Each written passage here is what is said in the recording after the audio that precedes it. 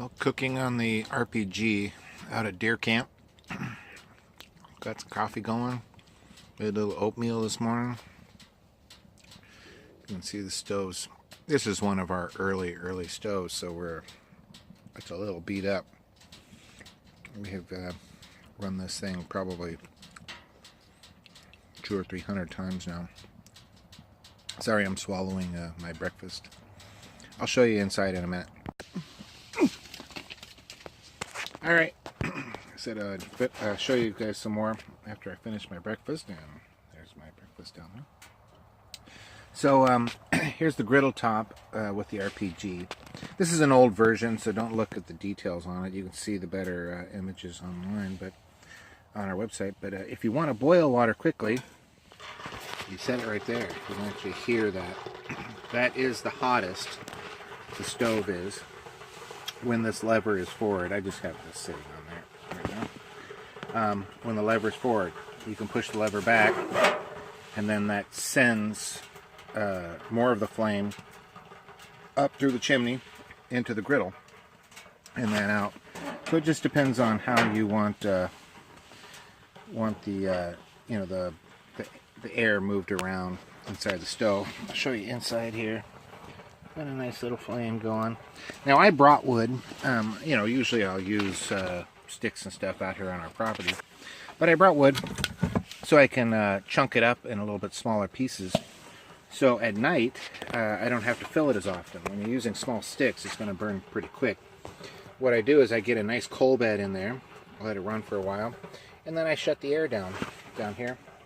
So I'll go ahead and push that in, shut the air down, and then it'll just kind of smolder for a little bit longer. And once you get the tent or your little cabin up to heat, up to temperature. So I'll go ahead and open that back up since I'm still cooking.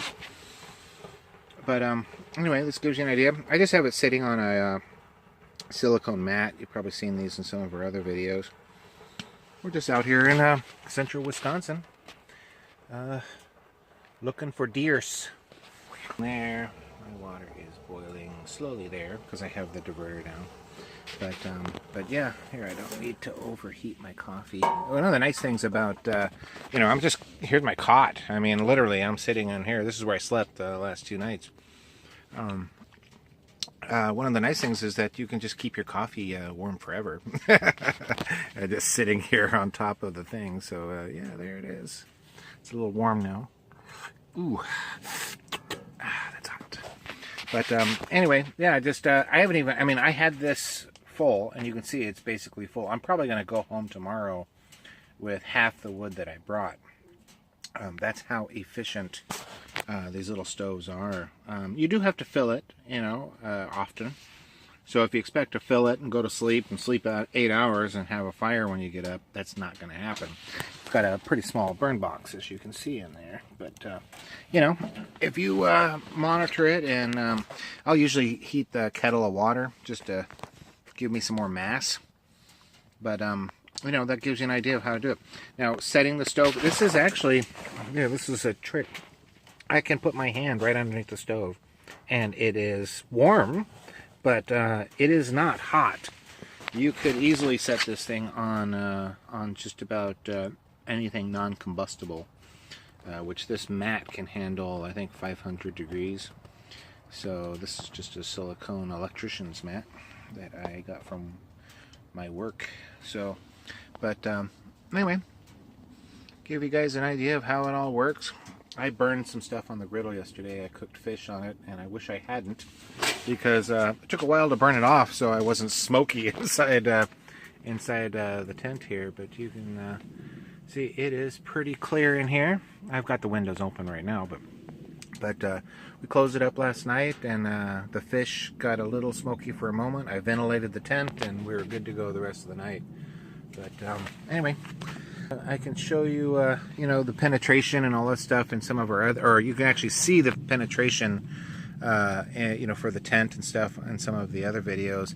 That is material that's made out of that rubber mat. And you can see I've been running this thing for, I don't know, a couple years now. I've been using it. It just goes through.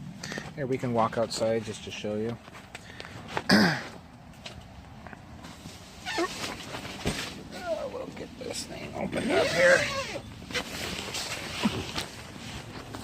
Okay, so we're outside now. But yeah, this was my little home for the last couple days, and you can see the stove is still running, but you can't really tell it's running. I mean, if you choke the air off, it will get a little smoky, obviously, but right now I have it running hot so I can boil water. Once you choke it down at night, you're going to cut the air down, and it'll get a little smoky, but you can see how cleanly that stove is burning. Anyway,